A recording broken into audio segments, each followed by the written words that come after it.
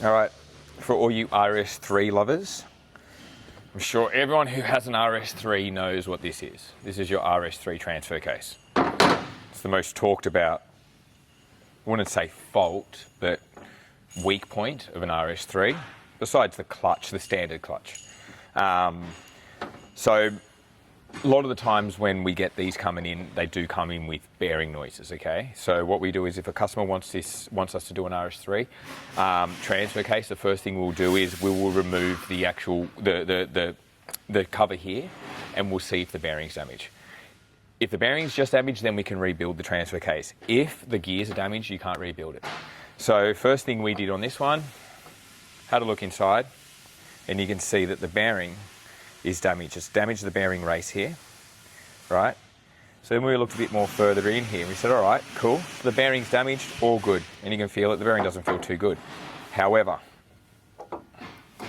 took it apart, and that's what happens. When the bearing fails on an RS3 transfer case, your gears are gonna go like that. Now, this one was obviously so damaged when the bearing had failed that it destroyed the case inside. So if you have a look at it in here, this cannot be repaired now. This is irreparable. So it's damaged the pinion gears. Obviously it's damaged the crown wheel gears, which you can't buy anyway, okay? These parts aren't available anyway, okay? But then worse off, it's damaged the case inside. So there's metal everywhere in there, but this actually can't be repaired now. So if you have an RS3 transfer case and that's happened, you need a new transfer case. Oh shit, now you actually need a new transfer case probably.